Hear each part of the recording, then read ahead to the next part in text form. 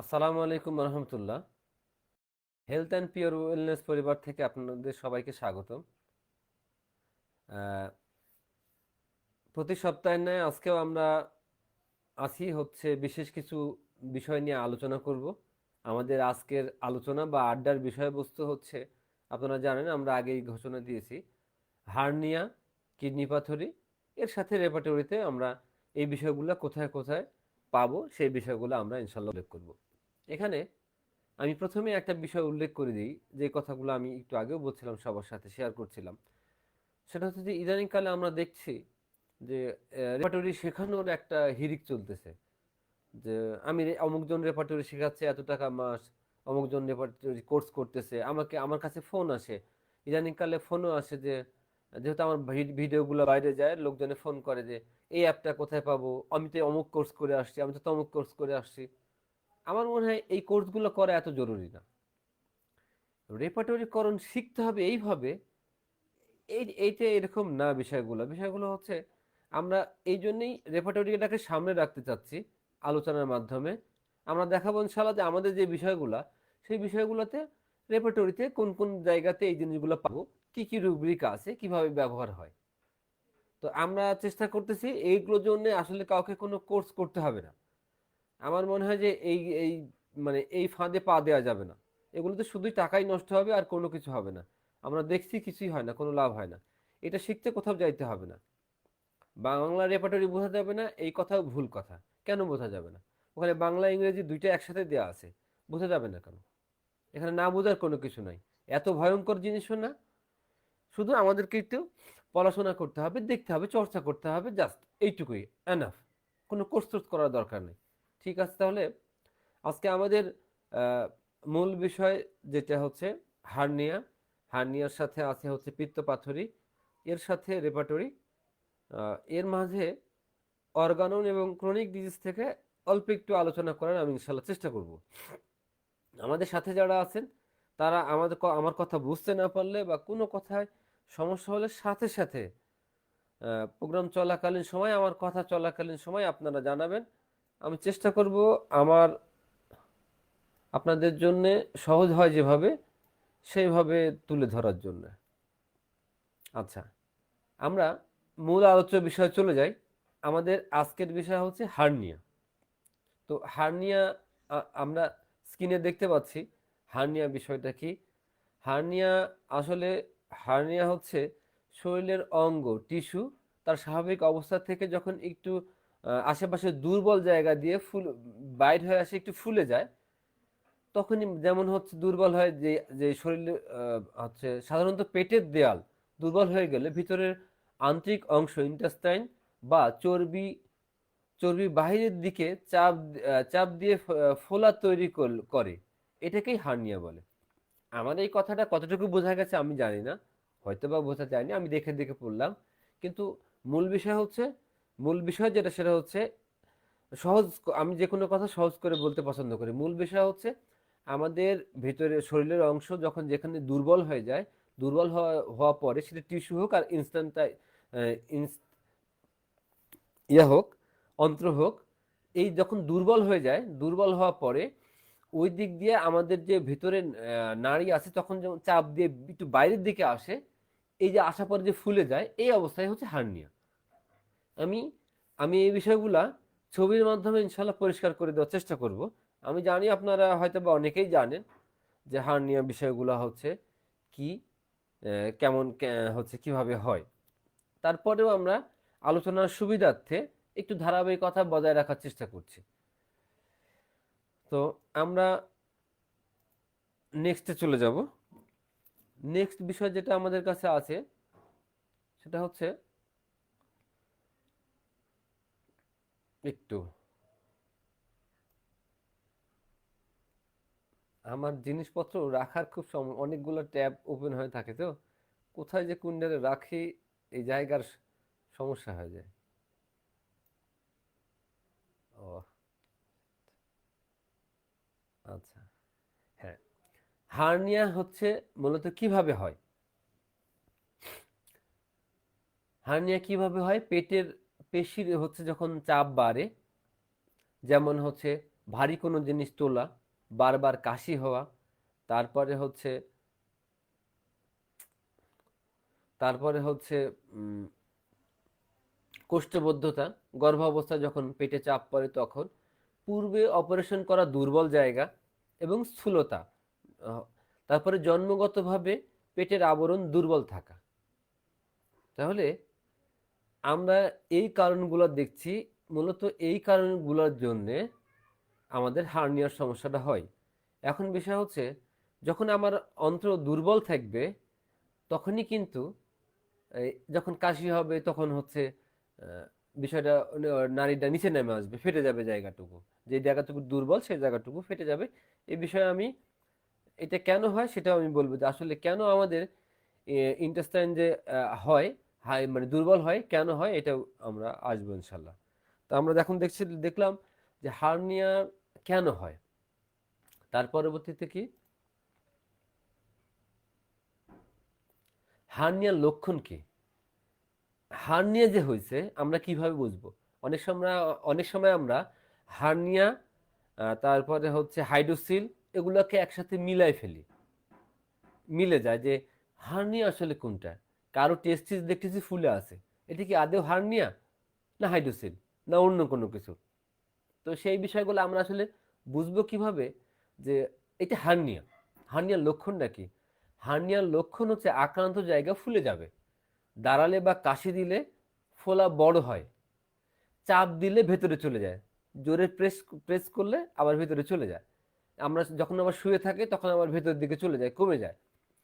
ব্যথা বা টান লাগা, সাধারণত ব্যথা হয় এবং টান লাগা একটা ব্যথা থাকে, ভারী কাজ করলে ব্যথা বাড়ে, অনেক অনেক ক্ষেত্রে ব্যথা নাও থাকতে পারে। আমরা হার্নিয়ার ক্ষেত্রে অনেক সময় আবার এরকমও দেখতে পাবো যে কোনো ব্যথাই নাই, আবার এমনও দেখতে পাবো প্রচণ্ড ব্যথা। আমি আপনাদেরকে, আহ, সবাই তো সফলতার গল্প শোনায়, আসলে আমাদের উচিত সফল রোগীলিপি না শুনে মাঝে মাঝে বিফল রোগীলিপি শোনা। আমি এই বিষয়ে যদি সময় পাই তাহলে আমার একটা বিফল রোগীলিপি শোনাবো, যে আমি অনেক ভালো চেষ্টা, মানে আমার সব দিকই ভালো ছিল, তারপরেও কেন বিফল হয়েছে আমি হার্নিয়ার ক্ষেত্রে, আমি সেটা ইনশাল্লাহ বলবো আপনাদেরকে, শেয়ার করব যদি সময় পাই। আর না পারলে তো কিছু করার থাকবে না। আচ্ছা, আমরা তার পরবর্তীতে যাই।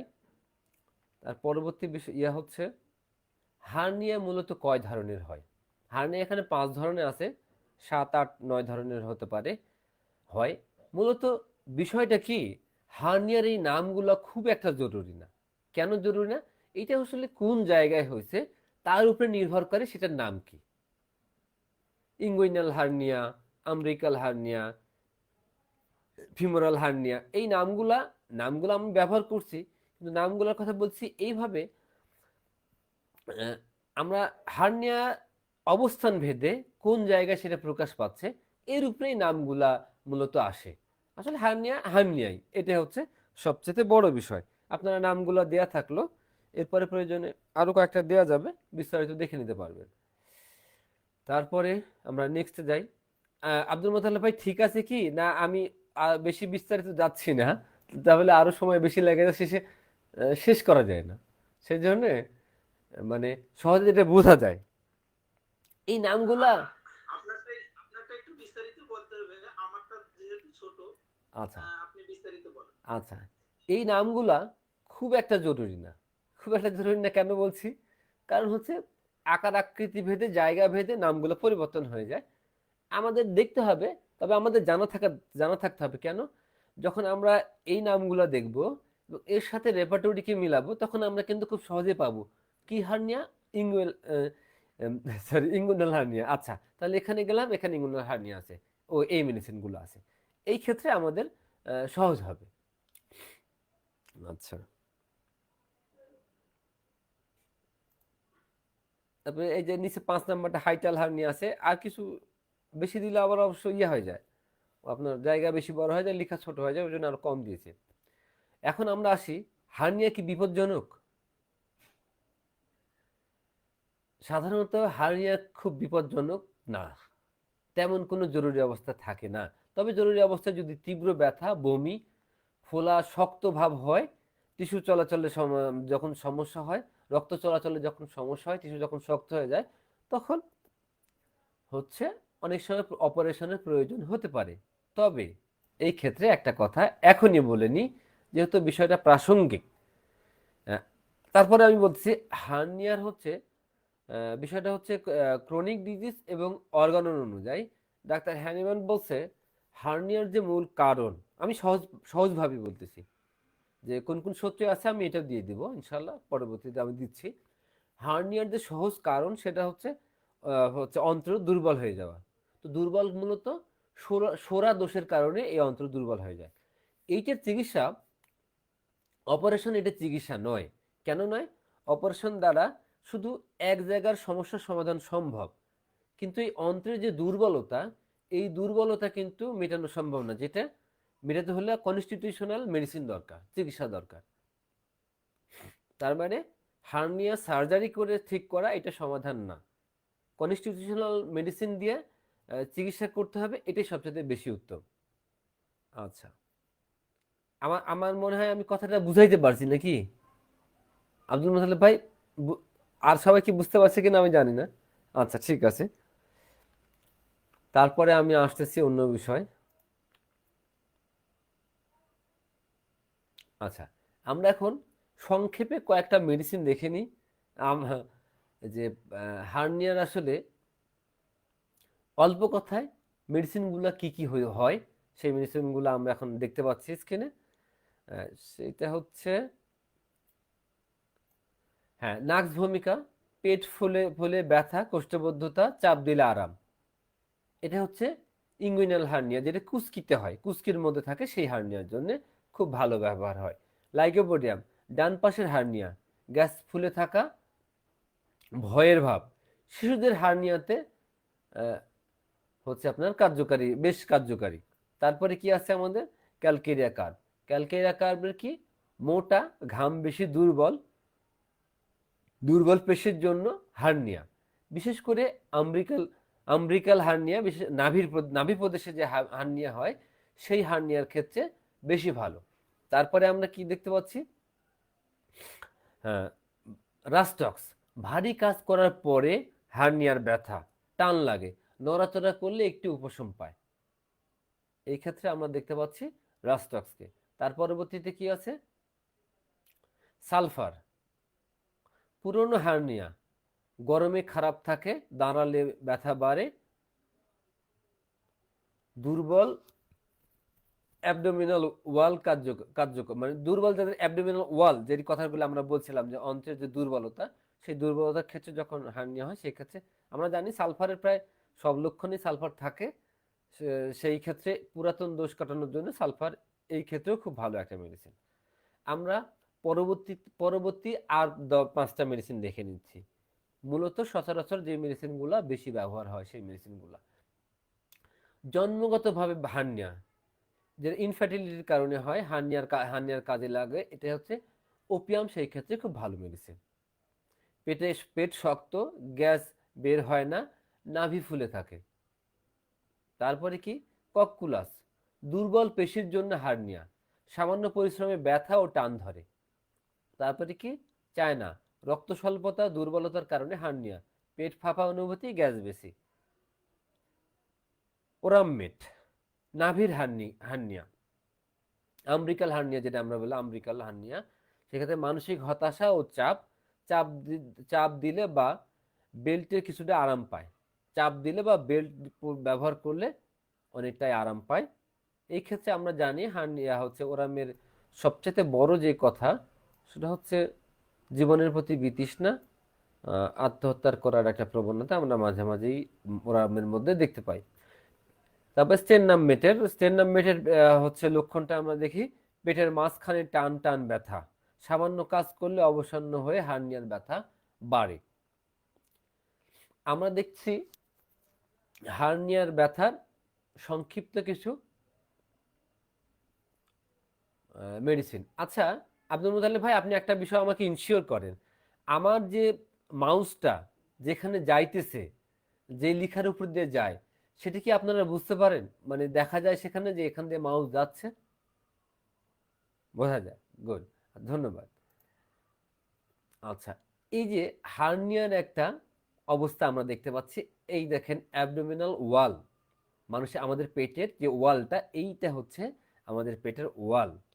এই যে এখানে ব্লাডার আছে, মূত্রথলি, এই যে আমাদের স্কিন, এই যে আমার ইন্টেস্টাইন, এই ইন্টেস্টাইনটা স্মল ইন্টেস্টাইন, এই এই যে যে আমাদের অ্যাবডোমিনাল ওয়াল আছে, এই ওয়ালের দুর্বলতার কারণে এই দিক দিয়ে দেখেন এইভাবে বাইর হয়ে এইখানে চলে আসছে। এটাই হচ্ছে হার্নিয়া। এই হার্নিয়া হবে কি, যখন এখানে যদি আপনি চাপ দেন, এই জিনিসটা আস্তে আস্তে ভিতরে চলে যাবে। অথবা যদি আপনি শুয়ে পড়েন, পাটা যদি একটু উপরের দিকে করেন, তাহলে এইটাও আস্তে আস্তে আবার তখনও এই আস্তে আস্তে এটা কমে যাবে। যখন কাজ করবেন, হাঁটাচলা করবেন, তখন আবার এইটা বেশি হয়, এইভাবে বাইরে হয়ে যাবে। আচ্ছা, এটা হচ্ছে ইঙ্গুইনাল যে হার্নিয়া, সেই হার্নিয়ার ধরন। এই যে হার্নিয়ার আরেকটা অবস্থা আমরা দেখতে পাচ্ছি, এই যে নিচেরটা দেখেন ফ্যাট, এই ফ্যাটের এখানে এই যে ফ্যাটটা, এই ফ্যাটটার ওয়াল যখন দুর্বল হয়েছে, তখন এই ইন্টেস্টাইনের হচ্ছে যে মাথাটা, এই মাথাটা এদিকে চাপ দিয়ে ফুলে উঠতেছে ফ্যাটের কারণে, এই ফ্যাটটার সমস্যার কারণে। মানে তারপরে এই জায়গায় দেখেন, এই জায়গায় ফ্যাট না শুধু, যে আমাদের ফ্যাটটাতে আরো অনেক গভীর হয়ে সামনের দিকে আরো চলে আসছে, এটাও হার্নিয়া। এই যে অ্যাবডোমিনাল মাসুল, এই যে অ্যাবডোমিনাল মাসুল, এই যে ফ্যাটের ওপরে যে মাসুলটা আছে, একটা চিকন শির দেখতে পাচ্ছি আমরা, এই শিরটা হচ্ছে অ্যাবডোমিনাল মাসুল। এই অ্যাবডোমিনাল মাসুলকে ভেদ করে ইনস্ট্যান্টাইনটা এইটা একটু সামনের দিকে চলে আসছে, এটা হচ্ছে হার্নিয়া। আমরা আবারও সেই সেম জিনিসই নানানভাবে দেখানোর চেষ্টা করতেছি, বোঝানোর চেষ্টা করতেছি যে হার্নিয়া, এই যে আমাদের স্কিন, এই যে আমাদের অ্যাবডোমিনাল ওয়াল, এই যে আমাদের আমাদের হচ্ছে অ্যাবডোমিনাল মাসুল, এই যে ইন্টেস্টাইনের অংশ চাপ খায়, এই ওয়ালের দুর্বলতার কারণে বাইরের দিকে চলে আসতেছে, এই যে এখানে অনেকখানি চলে আসছে, এই যে এই অবস্থা, এটা হচ্ছে আমাদের হার্নিয়া। আমরা নেক্সটে যাই। এই যে এই ছবির মাধ্যমে দেখেন হার্নিয়া কোন কোন জায়গায় কি কি ভাবে প্রকাশ পাইতে পারে। সব ক্ষেত্রে সব জায়গায় তো একরকম হয় না। এই যে টেস্টিসের মধ্যে যেটা চলে আসে, আমরা সেই হার্নিয়াটা এখানে দেখতে পাচ্ছি। এটা অনেক সময় আমরা হাইড্রোসিল বলে ভুল করি, বা হাইড্রোসিল হার্নিয়া একসাথে গুলায় ফেলি। এটা হচ্ছে ইনজুরিক্যাল হার্নিয়া। এই যে হার্নিয়া, এই দেখেন এখানেও আবার সেই অবস্থা তৈরি হচ্ছে।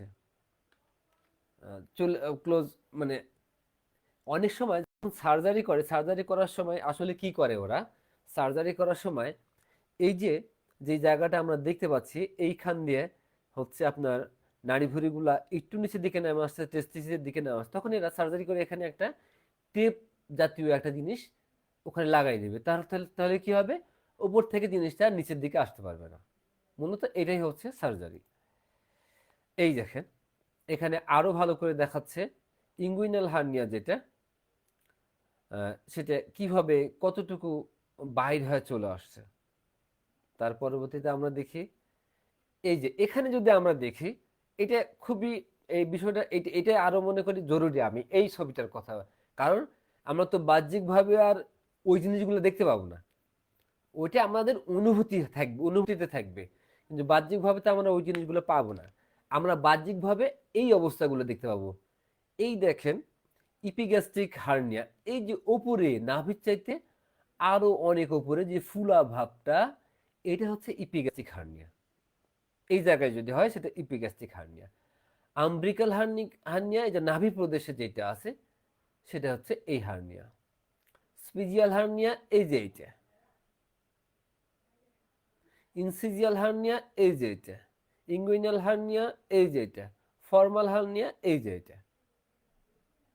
এইগুলো, এইটা হচ্ছে হার্নিয়ার নাম, কোন কোন ক্ষেত্রে কোন কোন বিষয়গুলো হবে। আপনারা চাইলে এটা স্ক্রিনশট নিয়ে নিতে পারেন, এটা আশা করি ভবিষ্যৎ জীবনে কাজে আসবে। আর আমি ইনশাল্লাহ আগামী কাল এইগুলো পোস্ট করে দেব।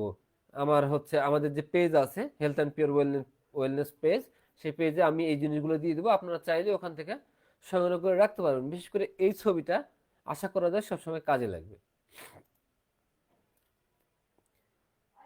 ওয়েলকাম বাবর ভাই। এই যে হার্নিয়া, আমরা এই অ্যাঙ্গেল থেকে একটু দেখি হার্নিয়ার অবস্থাগুলা। আমি একটু আগে নামও বলেছি, অবস্থানও দেখাইছি। হচ্ছে দেখতে পাচ্ছেন এই যে হার্নিয়া, আমরা বাহ্যিকভাবে এই বিষয়গুলো দেখতে পাই। আচ্ছা, হার্নিয়া আমরা কোথায় পাবো? কেন রেপার্টরি, কেন রেপার্টরি, এই যে কেন রেপার্টরি পৃষ্ঠা নাম্বার 552-তে অ্যাবডোমেন অপশন মানে চ্যাপ্টারে, মানে পেটে উদর যে পেট, পেটের পেট চ্যাপ্টারে হচ্ছে 552 নম্বর পৃষ্ঠাতে আমরা হার্নিয়া দেখতে পাবো। দেখলাম মানে হার্নিয়ান এখানে কিছু রুব্রিক দেয়া আছে।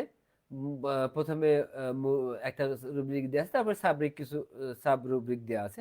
আমি এটা ইংরেজি দিয়েছি, মানে আমার হাতের কাছে ইংরেজিটা ছিল, ইংরেজি ছবি তুলে দিয়েছি আর কি। বাংলাটা সহ হলে আরেকটু বুঝতে হয়তো বা সুবিধা হতো।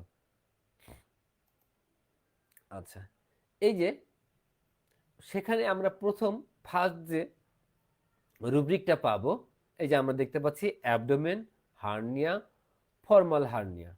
যেই কথাগুলো আমরা একটু আগেই দেখালাম, বললাম ফর্মাল হার্নিয়া কোথায় কিভাবে হয়। ফিমোরাল, এই যে আমরা বাংলাতে দেখি এই যে হার্নিয়া, অন্তর্বৃদ্ধি, এই যে উরু সম্পর্কিত, উরু দেশের মধ্যে যেটা আসে সেই হার্নিয়ার জন্য এই মেডিসিন। কেন বোঝা যাচ্ছে না ভাই? এই তো বাংলা হচ্ছে আপনার রেপার্টরি দেখাচ্ছি আমি, বাংলা ইংরেজি একসাথে মিক্সড আছে। কত রকম বাংলা শব্দ একই সাথে ব্যবহার করা হয়েছে। উদর, তলপেট, এই যে একই সমর্থক শব্দ ব্যবহার করছে, হার্নিয়া, অন্তর্বৃদ্ধি, ফিমার, উরু সম্পর্কিত। আর কি লাগবে? উপরে দেখেন ইংরেজি আছে, আপনি ইংরেজি বাংলা বুঝতে সমস্যা হচ্ছে, আপনি ইংরেজি দেখেন। হার্নিয়া, ফিমোরাল, সমস্যা কোথায়? কোনো সমস্যা নাই। কোনো ওস্তাদ ভাড়া করতে হবে না, কোনো কোর্স করতে হবে না। যে ওস্তাদকে ভাড়া করবেন সেই ওস্তাদ নিজেই জানে না। কেন জানেন না বলছে এ কথা? ওস্তাদ যদি এতই জানিয়ালা হবে তাহলে আপনাকে বসে থেকে শিখাতো না। আপনাকে এই শেখায় আপনার কাছ থেকে 200-500 টাকা নেওয়ার পরিবর্তে সে রুগী দেখতো, তার নিজের অভিজ্ঞতা বাড়তো, তার রুগীর সংখ্যা বৃদ্ধি পাইতো। আপনি কয় টাকা দেবেন? একটা রুগী দেখলে তো 1000 খানিক টাকা নিবেই। হার্নিয়ার রোগী যদি একটা বড় ডাক্তার দেখে 1000 খানিক, আচ্ছা 500 টাকা তো নিবে। একটা রুগীকে একবার দেখে 500 টাকা নিচ্ছে, আপনার সাথে পেঁচাল ভরার দরকার কি? আপনি কি মনে করছেন এতই উদার জাতিকে শেখাতে চাচ্ছে? না, মানুষ এখনো এত উদার, এত পাগল হয় নাই। আচ্ছা, আমরা আহ, পরবর্তী এতে যাই। আমার কথা যদি কারো খারাপ লাগে সেক্ষেত্রে ক্ষমা সুন্দর দৃষ্টিতে দেখবেন। অনেক সময় দেখি তো সামনে, চোখের সামনে পড়ে যায়, সেজন্য কথাগুলো বলতে হয়। তারপরে আমরা আসি এই যে হার্নিয়ার আর কিছু রুব্রিক। অন্তর্বৃদ্ধি হার্নিয়া বসে থাকাকালীন সময় যদি বৃদ্ধি হয়, এই যে এই দুইটা মেডিসিন, এটা সেকেন্ড গ্রেড, এটা থার্ড গ্রেড মেডিসিন। কেন্দ্রীয় পাঠ্যবইতে 552 পৃষ্ঠাতেই এগুলো সব আছে।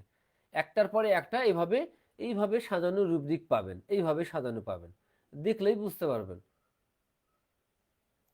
তারপরে দেখেন কুস্কি প্রদেশে, এটা হচ্ছে অবনত থাকলে উপশম, মাথা একটু নোয়ায় থাকলে উপশম, গ্রাফাইটিস মেডিসিন আছে। তার পরবর্তীতে দেখেন হচ্ছে চাপ দিলে বা চেপে ধরলে পেন, পুশিং, ব্যথা বেশি হয় কখন? যখন চাপ দেয় তখন। এই যে ডালকা মারা আমাদের মেডিসিন আছে। সমস্যা কোথায়? কোথাও সমস্যা নেই, শুধু আমাদের খুলতে সমস্যা, দেখতে সমস্যা, অন্য সমস্যা নেই। এই যে stitching pain, hernia, lycopodium, second grade medicine. Inguinal hernia দেওয়া নাভির প্রদেশে, আম্বিকাল হার্নিয়া যেটা আমি দেখালাম, সেই হার্নিয়ার ক্ষেত্রে এই মেডিসিনগুলো ক্যালকেরিয়াম, লাইকোপোডিয়াম, নেট্রামিওর, সালফিউরিক অ্যাসিড, সালফার। কাশি দিলে, কাশি দিলে যদি ব্যথা করে,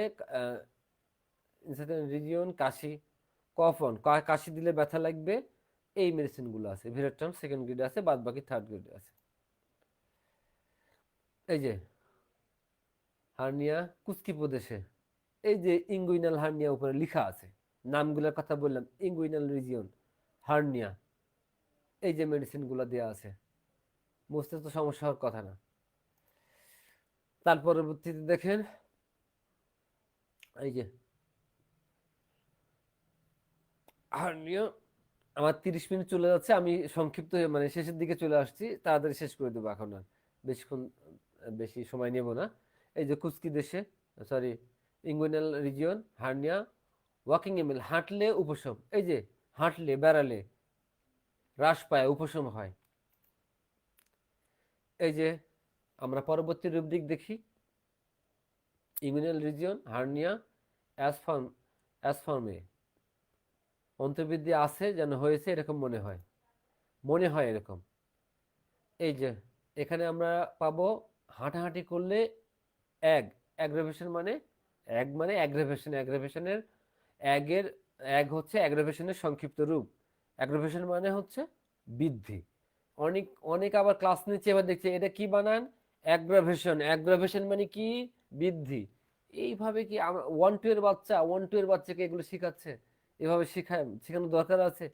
এখানে এক লেখা আছে, এক এক আপনি একবার দেখে নেন। এক হচ্ছে অ্যাগ্রাভেশনের সংক্ষিপ্ত রূপ, অ্যাগ্রাভেশন মানে কি, বৃদ্ধি, এখানে বাংলাতে লেখা আছে অ্যাগ্রাভেশন মানে বৃদ্ধি। এই এই অ্যাগ্রাভেশনের বানান, সংক্ষিপ্ত রূপ, এত এত কিছুর দরকার নেই। এই তাহলে রেপারেটরি শিখতে জীবন শেষ হয়ে যাবে, আর আর সামনে আগানো যাবে না, ওখানেই শেষ। তারপরে এই যে প্রদাহ, এটা হচ্ছে ইনফরমেশন, হচ্ছে with vomiting, hernia, inguinal information with vomiting, তল তল হার্নিয়া অন্তর্বৃদ্ধি কুস্কি স্থানে হচ্ছে প্রদাহ এবং বমি ভাব সহ, বমি বমি ভাব সহ থাকলে এই মেডিসিনগুলো খুব ভালো, ট্যাবেকাম সেকেন্ড গ্রেড। হার্নিয়া রক্ত প্রবাহ যখন ইয়ে হয়ে যায়, তখন আবদ্ধ হয়ে যায়, অবরুদ্ধ হয়ে যায়, সেই ক্ষেত্রে আমরা এই মেডিসিনগুলোকে দেখতে পাবো। তার পরবর্তীতে আসি বামে, শিশুদের জন্য, বিশেষ করে শিশুদের হচ্ছে কুস্কি স্থানে যদি বামের দিক হয়, নাক্সভাম খুব ভালো মেডিসিন। একটু আগে যে কথাটা আমি বলেছিলাম যে হচ্ছে অল্প কথায় যে মেডিসিনগুলো দেখাচ্ছিলাম, তার মধ্যে এটা একটা মজার বিষয় আপনাদেরকে একটা বলি। এই যে আমরা যে বিষয় নিয়ে বকবক করি না, মেডিসিন নিয়ে যখন বকবক করি, এর পিছনে আমাদের মেলা শ্রম দিতে হয়। এগুলো নিয়ে যখন কথা বলি, এগুলো হচ্ছে শ্রম দিতে হয় না তা না, স্লাইডগুলো তৈরি করতে হয়, সেখানে সময় লাগে, কিন্তু এই সময়টা খুব একটা বেশি সময় লাগে না। ওই মেডিসিন কথা বলার চাইতে এই কথা বলা আমাদের ক্ষেত্রে তুলনামূলক অনেক সহজ, অনেক সহজ, তেমন কোনো এক্সট্রা প্রেশার থাকে না। আর যখন মেডিসিন থাকে তখন মাথায় এক্সট্রা প্রেশার থাকে। আচ্ছা, তার পরবর্তীতে আমরা আসি হার্নিয়া, যন্ত্রণাকর ব্যথাকর যদি হয়, পেনফুল হার্নিয়া, এই যে পেনফুল, এই আর কি রুব্রিক, একটা জিনিস দেখেন তো, অ্যাবডোমেন, হার্নিয়া, ইঙ্গুইনাল, পেনফুল, এই তো হার্নিয়া হয়েছে, ইঙ্গুইনাল হার্নিয়া, ব্যথাযুক্ত হার্নিয়া, শেষ। এটাই নিচে কয়েক রকম বাংলা দিয়ে লেখা আছে, দেখে নেন। শিশুদের শিশুদের মধ্যে কুস্কি স্থানে যদি হয়, এই মেডিসিনগুলো খুব কাজে লাগে, খুবই কাজে লাগে আর কি, আমরা দেখে নিতে পারছি।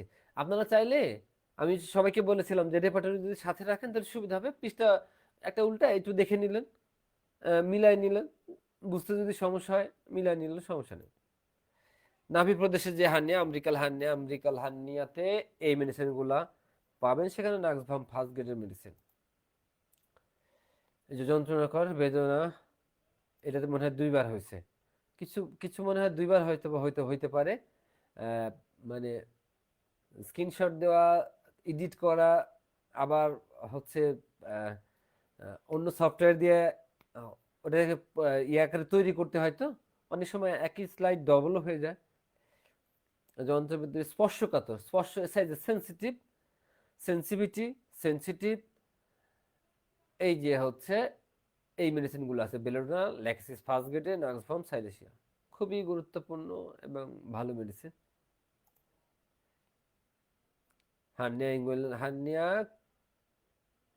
এই যে কুস্কি প্রদেশে যে হার্নিয়া আছে, এই মেডিসিনগুলো আছে তার ভিতরে, দেখে নিতে পারবেন। এর ভিতরে আমরা কিভাবে দিব এই প্রশ্ন তো কারো থাকার কথা না, ডান দিকে আছে কিনা, হচ্ছে অন্য সমস্যা হয় কিনা দেখবেন, মিলাবেন, দেখবেন আমার রুগীটা কোনটার মেডিসিনের সাথে বেশি আসে। পিপাসা নাই, গরম কাতর, আহ, এই যে এপিসমেল আছে, তাহলে এপিসমেল দিব। আত্মহত্যা করার প্রবণতা আছে, ওরামের কথা চিন্তা করব, আরো জীবনের প্রতি বিতৃষ্ণা আছে, এরকম আর কি। আচ্ছা, আমরা এবার সংক্ষিপ্ত আকারে এই যে স্ক্রিনশটটা, এই যে স্লাইডটা এবার দেখছেন। আব্দুল মোতালেব ভাই, নয়েজ নয়েজ আসতেছে, মিউট করেন। হ্যাঁ, আচ্ছা, শেষ, আমার শেষ ভাই, আমার শেষ। এই যে আপনারা সূত্র দেখবেন, অর্গাননের, অর্গানন, অর্গানন হচ্ছে 72, 73, লোকাল ডিজিজের অর্গাননের আবার লোকাল ডিজিজের 186, 203। তারপরে ক্রনিক ডিজিজের ভলিউম 1 নম্বরে পাবেন, 17 নম্বরে এখানে আছে হচ্ছে আপনার 67, 73। এই যে কনস্টিটিউশনাল ট্রিটমেন্টে পাবেন 186, 193। এই পৃষ্ঠাগুলোতে যদি যান, এই অর্গানন বিষয়গুলো যদি পড়েন আপনারা, তাহলে দেখতে পাবেন এখানে আমি যে কথাটা বলছি, আমি এটা এখন বিস্তারিত বলবো না, আমি বিস্তারিত বললে সময় নাই, জানেন তো আমার পরবর্তী আলোচক সময় একটা ইয়ে দিয়েছে আমাকে। তো এই এখানে এই কয়েকটা কথা দ্বারা এটা স্পষ্ট হয়, হ্যান্ডম্যান নিজে বলছে অর্গানন দ্বারা ইয়া হয়েছে যে হার্নিয়ার চিকিৎসা অপারেশন নয়, কনস্টিটিউশনাল মেডিসিন দিয়ে চিকিৎসা করতে হবে তার উইকনেস দূর করার জন্য, এবং এটা সোরা ঘটিত একটি সমস্যা, মূলত সোরার কারণে এই সমস্যাগুলো আমরা দেখতে পাই। আরেকটা কথা বলে আমি শেষ করে দেবো, আমি যেটা বলতে চাইছিলাম, বিফল কেস, ব্যর্থ, ব্যর্থতা। হার্নিয়ার একটা পেশেন্টের আমার আহ, ওষুধ নির্বাচন করলাম আমি, সব ঠিক আছে, আমার রোগীটা খুব সুন্দরভাবে উপস্থিত আমার সাথে, খুব মানে কি বলবো, যে কোঅপারেট করছে খুব। আমি রুগী করে খুব স্যাটিসফাইড হয়েছি। আমি মেডিসিন সিলেকশন সিলেকশন করলাম ফসফরাস, কিন্তু কি হলো, আমার পাওয়ার সিলেকশনটা চরম ভুল হয়েছে। পাওয়ার সিলেকশন আমি করছি 10 M, যেটার জন্য আমার রুগীটা চরমভাবে বৃদ্ধি হয়ে গেছে, এমন বৃদ্ধি যে আপনার ব্যথা সমস্যাতে বেশ দিন, কিছুদিন কষ্ট করলে, এরপরে আমি অন্য মেডিসিনগুলো দিয়েও এই এটা আর তেমন একটা কাভার করতে পারিনি। তো এই ছিল আজকের আমার আমার আলোচনা আর কি। আমি আপনাদেরকে ব্যর্থতার একটা গল্প শোনালাম। মানুষ সবসময় সফল হয় বিষয়টা না, ব্যর্থতা থেকে অনেক কিছু শেখা যায়। আপনারা, আমরা দেখবো বড় বড় মনীষীরা তারা তারা তাদের ব্যর্থতার রুগীলিপি শেয়ার করে। আমি বড় মনীষী না, আমি এমনি বললাম, তারাও করে, তার দেখা দেখি আমিও কিছু নকল করলাম। ঠিক আছে, ধন্যবাদ। এখন আব্দুল মোতালেব ভাই আপনাদের সামনে কিডনি বিষয়ে আলোচনা করবে, আমার আলোচনা এখানে শেষ। আব্দুল মোতালেব ভাই।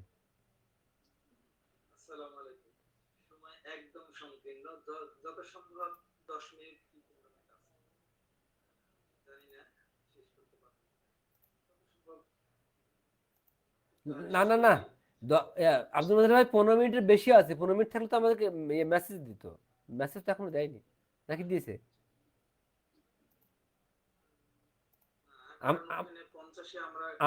আমি আমি সময় দেখে বলছি আপনাকে, আপনার সময় আছে 16 মিনিট ভাই।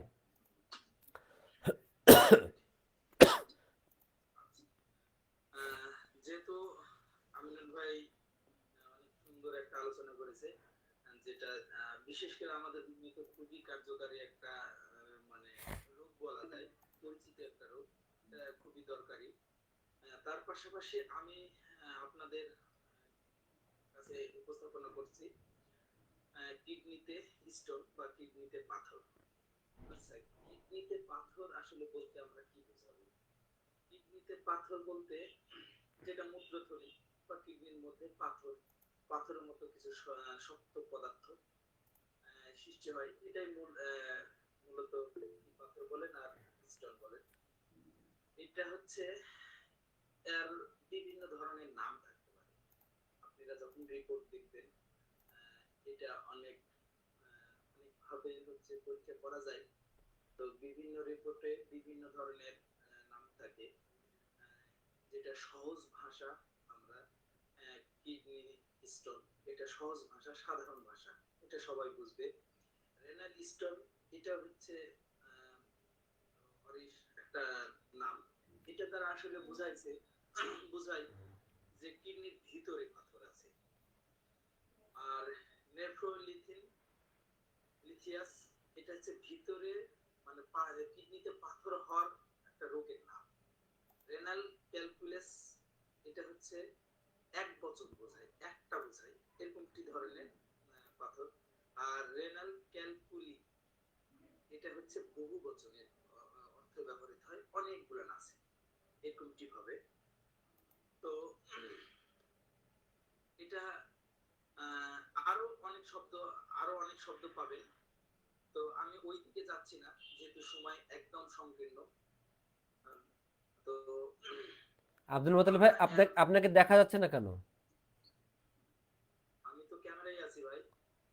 আচ্ছা, আমার স্ক্রিন শেয়ার কি দেখা যাচ্ছে? হ্যাঁ, আপনাকে দেখা যাচ্ছে। না না, স্ক্রিন শেয়ার দেখা যাচ্ছে? দেখা যাচ্ছে। হ্যাঁ হ্যাঁ, দেখা যাচ্ছে। আচ্ছা, ঠিক আছে। আচ্ছা, ধন্যবাদ, এই জায়গাতেই রাখেন। আচ্ছা। তাহলে তার পরবর্তীতে আমরা স্টেপ বাই স্টেপে যাব। সেটা হলো যে কিডনিতে হওয়ার কারণ কি। কারণ তো জানা থাকলে অনেকটাই চিকিৎসা দিতে সুবিধা বোধ হয়। কিডনিতে পাথর হওয়ার, যখন প্রস্রাবে ক্যালসিয়াম ক্যালসিয়াম জাতীয়, ক্যালসিয়াম অক্সালেট, ইউরিক অ্যাসিড এর মতো নির্দিষ্ট কিছু পদার্থের উচ্চ মাত্রায় যখন আহ, থাকে, কিডনির উপর প্রভাব ফেলে, তখন এই পাথরটা তৈরি হয়। আর এটি আরো বিভিন্ন ধরনের কারণ আছে। বিভিন্ন কারণের মধ্যে উল্লেখযোগ্য শরীরে অতিরিক্ত ওজন, যা কিডনিতে পাথর হওয়ার সম্ভাবনা আছে। অপর্যাপ্ত পরিমাণে পানি, যেটা সাধারণত 2.5 থেকে 3 লিটার একটা মানুষের পানি খাবারের প্রয়োজন হয়। সেক্ষেত্রে তার নিম্নতে যদি পানি খায়, সেক্ষেত্রে হওয়ার সম্ভাবনা একটা আছে। অক্সিলেট সমৃদ্ধ খাবার বা সোডিয়াম বেশি পরিমাণে খাবারের পাশাপাশি, যেমন ক্যালসিয়ামের তরল খাবার গ্রহণ করা, এটার কারণে হচ্ছে পাথর হতে পারে। মূত্রনালীতে সংক্রমিত কিছু রোগের রোগের কারণে চিকিৎসা যখন নেয়, তখন তাদের শর্তগুলি থাকে বা পার্শ্ব প্রতিক্রিয়া থাকে, কিডনিতে পাথর হওয়ার সম্ভাবনা একটা থেকে যায়। পারিবারিক ভাবে মানে জেনেটিকের কারণে কিডনিতে পাথর হতে পারে। তারপরে প্রস্রাবের ট্রাকেট মধ্যে ব্লক জমে, এই ব্লকের কারণে প্রস্রাবের যে প্রবাহ বা গতি, সেটা কমে যায়। এই কমে যাওয়ার কারণে কিডনিতে স্ফটিক ফেলে, সেটার কারণে পাথর তৈরি হতে পারে। কিছু কিছু সার্জিক্যালি বা ওজন কমানোর জন্য, তারপরে গ্যাস্ট্রিক বাইপাসের সার্জারি, এইগুলো অপারেশনের কারণেও কিডনিতে পাথর হওয়ার সম্ভাবনা থেকে যায়। আচ্ছা, এখন আমরা লক্ষণটা বুঝি, তাহলে অনেকটাই ক্লিয়ার হওয়া যাবে। যে এক নম্বরের লক্ষণ হচ্ছে মূত্রথলিতে প্রচন্ড বেদনাযুক্ত হয়, বিশেষভাবে কোমরে বা পেটের একদিকে বা দুই দিকে তীব্র ব্যথা হয়। এই ব্যথাযুক্ত কারণে প্রসাবের মাধ্যমে রক্ত আসতে পারে। আমি একটু আরেকটু আলাদা আলাদা করে বলি, তাহলে একটু ভালো হয়। যখন মানে তীব্র ব্যথাযুক্ত থাকবে তখনকার লক্ষণের যদি বলি আমরা, তাহলে পিঠের এক পাশে বা কোমরের পাশে তীব্র ব্যথা হতে পারে। 2 নাম্বার হচ্ছে ব্যথা পেটের নিচে বা কুচকিতে বা গোপনাঙ্গের পর্যন্ত পৌঁছে যেতে পারে, বা আপনার হচ্ছে অন্ডকোষ পর্যন্ত পৌঁছে যেতে পারে। ব্যথাটা ঢেউ আসার মতো ব্যথা হতে পারে। প্রস্রাবের যখন আমরা উপসর্গ যখন দেখবো, তখন প্রস্রাবে জ্বালা থাকতে পারে, ব্যথা থাকতে পারে, প্রস্রাবে প্রস্রাব ঘন ঘন লাগতে পারে। তারপরে হচ্ছে প্রস্রাব অল্প অল্প প্রস্রাব হতে পারে, বা প্রস্রাব আটকে যাওয়ার একটা অনুভূতি আসতে পারে। এমনটি হয় যে প্রস্রাবে যখন অনেক সময় কিডনির পাথরগুলা প্রস্রাবের দাঁতে বের হয়ে আসতে পারে, তখন এমনটি ভাব যে আটকে যাচ্ছে, ওই প্রস্রাব বের না হওয়া পর্যন্ত তার মানে যন্ত্রণা বোধ করতে থাকে, এবং হচ্ছে প্রস্রাবের গতিটা কমে যায়। প্রস্রাবের পরিবর্তন হতে পারে, যেমন লাল, গোলাপি, বাদামি রঙের, ইটের গুঁড়ার মতো এরকমটি ধরনের প্রস্রাবের কালার হতে পারে। প্রস্রাব ঘোলা বা দুর্গন্ধযুক্ত হতে পারে। পেটের বিষয়ে যখন আমরা আসি, এগুলা সব বিষয় একসাথে, কিন্তু আমি একটু ভাগ ভাগ করে দেওয়ার একটু চেষ্টা করছি। হ্যাঁ, আপনাদের যদি বুঝতে সমস্যা হয় তাহলে আমাকে বললে আমি আর একটু ক্লিয়ার করে দিব। আচ্ছা, পেটের বিষয়ে যখন আসবেন তখন বমি বমি ভাব হবে। বমি হওয়া, বমি অনেক সময় হয়ে থাকে। পেটে গ্যাস থাকার একটা মতো অস্বস্তি বোধ থাকতে পারে। আর শারীরিক উপসর্গ বলতে আপনার ঠান্ডা ঠান্ডা লাগা, জ্বর জ্বর জ্বর ভাব অথবা জ্বর থাকতে পারে ব্যথা যখন তীব্র হয়। এটা বিপজ্জনক কখন হয়? বিপজ্জনকের কিছু লক্ষণ আপনাদেরকে হালকা একটু ইয়ে করি। তীব্র ব্যথা সহ জ্বর, প্রস্রাব একদম বন্ধ হয়ে যাওয়া, বমি থামছেই না সেই সময়, এবং প্রচুর পরিমাণে প্রস্রাবের সাথে রক্ত বের হওয়া, এবং কিডনিতে প্রচুর পরিমাণে ব্যথা। এটা হচ্ছে প্রচন্ড পরিমাণে মানে বিপজ্জনক আর কি লক্ষণ। এটা অবশ্যই মনে রাখবেন। কারণ কারণ কারণ কি, যে আপনি এখন একটা ভাবি ফল, মানে এটাকে ভাবি ফল বলা হয় বলতে, বিপজ্জনক লক্ষণটা আপনি দেখলে হচ্ছে আপনি অনেকটা আপনার বিপদ থেকে আপনি রক্ষা পেতে পারেন। হ্যাঁ, যেমন কিছু কিছু ডাক্তারেরা বলেছে যে সকল রোগী কি দেখতে হবে, এটা তো এটা কিন্তু শর্ত না। কিছু রোগী ছেড়ে দিলে পরে আপনার সুনামও জন্মিবে। কারণ আপনার যখন কথা শুনবে না, আপনার যখন মেডিসিন যেভাবে খাইতে বলছেন সেভাবে খাচ্ছে না, রুলস যখন মানছে না, তখন ওই রোগীকে আপনি যদি ধরে রাখেন তাহলে আপনার বিপদ আরো বেশি। তো অতএব সব রোগী কি যে আপনাকে ভালো করতে হবে, বিষয়টি এরকমটি না। তবে কিছু কিছু রোগীকে ছেড়ে দেওয়াটাই আপনার জন্য ভালো। এটা আমার কথা না, অনেক বড় বড় ডাক্তারের কথা। আমিও এটার সাথে একমত। এরকমটি বিপদের সাথে সম্মুখীন হয়েছে, আমিনুল ভাই জানে। তো আমি ওই জন্য এই বিষয়টা আমি একটু সতর্ক করে দেওয়ার চেষ্টা করছি। তো আরো আরো কিছু বলি, আমরা যদি খাবারের বিষয়ে আসি তাহলে পারা আরেকটু বেশি ভালো হয়, যে আসলে কি ধরনের খাবারটা খাইলে পারা মানে পাথর হওয়ার সম্ভাবনাটা বেশি। এক নাম্বার হচ্ছে কম পানি খাওয়া, ঘন ঘন প্রস্রাব বা পাত, আপনার হচ্ছে অত্যন্ত ব্যায়াম বলেন বা হচ্ছে আপনার শারীরিক পরিশ্রম করেন, ঘাম হয়, কিন্তু আপনি ওই পর্যাপ্ত পরিমাণে পানি খান না, সেক্ষেত্রে হতে পারে। আমি প্রথমে বলেছি অক্সিলেট বেশি পরিমাণে খাবার খাই।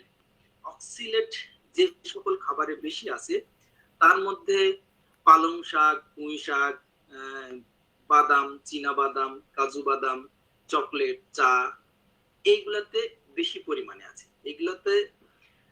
এগুলা যে খাইলেই হবে বিষয়টা তা না।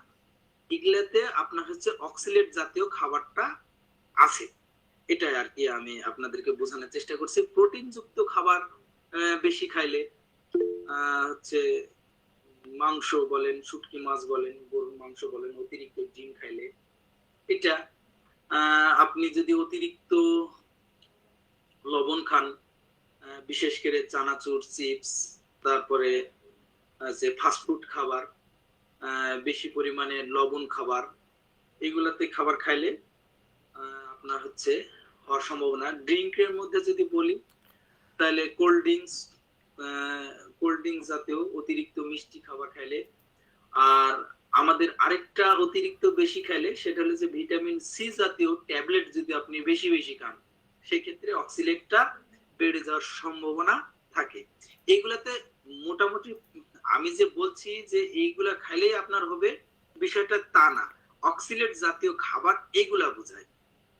আমি কি বুঝাতে পারছি ভাই? একটু সাড়া দেন, তাহলে আমার একটু হ্যাঁ ভালো হ্যাঁ, হয়। অবশ্যই। সময় আচ্ছা 5 মিনিট। আচ্ছা, ঠিক আছে, দোষ আমি দোষ চেষ্টা আপনার, করব। দোষ আপনার, সময় আপনার কম। আর আর আর এইগুলা থেকে যখন আমরা যখন পাথর যখন তৈরি তৈরি হয়ে যাবে বা চিকিৎসা করবে, এই জাতীয় খাবারগুলা কম খাওয়ালে অনেকটাই মানে সহজ হয় আর তো আর ভাই একটু ছবি গেলেন একটু দেখান, তাহলে পরে আমি ইয়া করতে করে দেবো আর কি। হ্যাঁ, এই যে দেখেন, আমি যখন বলেছি যে কিডনির পাথর বিভিন্ন জায়গায় থাকতে পারে, বিভিন্ন জায়গায় একটা কিডনির ভিতরে থাকতে পারে, ইউরোথারে থাকতে পারে, অথবা ব্লাডারেও থাকতে পারে। তো এটা হচ্ছে নির্দিষ্ট করার জন্য একটা বিভিন্ন পরীক্ষা করতে হবে, তার মধ্যে উল্লেখযোগ্য আল্ট্রাসোনোগ্রাফি, এগুলোতে নির্দিষ্ট করা যায়।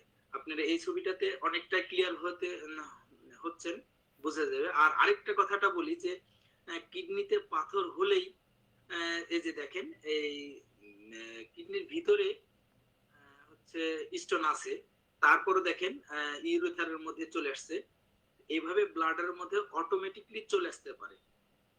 তো এটা আসার সময় বিভিন্ন ধরনের সমস্যা তৈরি হতে পারে, সেটা সেই অনুপাতে তখন মানে দেখা দেখা যেতে পারে। তারপরে ছবিটা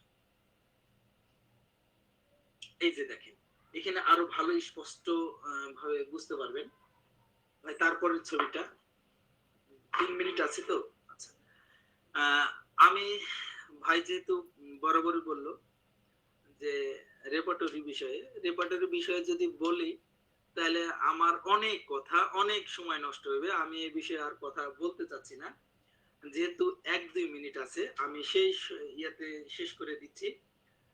যদি আপনার কিডনিতে স্টোন হয়, পাথর হয়, তাহলে এই যে মেডিসিন গুলান দেখতে পাচ্ছেন, এই মেডিসিন গুলান first grade, second grade, third grade, এটা তো বুঝতে হয়। যারা একদম রেপার্টরি বুঝে না, তাহলে তাদেরকে আমি এভাবে বলতে পারি যে লাল অক্ষরে বড় ভাবে লেখা আছে সেগুলা হচ্ছে ফার্স্ট গ্রেড, আর যেগুলা নীল ধরনের বোর্ড থেকে হালকা মাঝারি ধরনের লেখা আছে সেগুলা সেকেন্ড গ্রেড, আর ছোট বা কোনো চিহ্ন নাই সেগুলো থার্ড গ্রেড। এইভাবেই রেপার্টরি শিখাই ভাই, অন্য কিছু ভাবে শিখাই না। হ্যাঁ, আর কোথায় কোন অধ্যায়ে কি লেখা আছে এই বিষয়ে। এখন আপনি যদি বলেন যে ভাই কিডনির পাথর আমি কোথায় দেখব, হ্যাঁ, আমি আপনাদের সংক্ষিপ্ত বলে দিই যে কেন্ট রেপার্টরিতে 690 পৃষ্ঠাতে চলে যাবেন, যে এই যে ইউরিনে চলে যাবেন।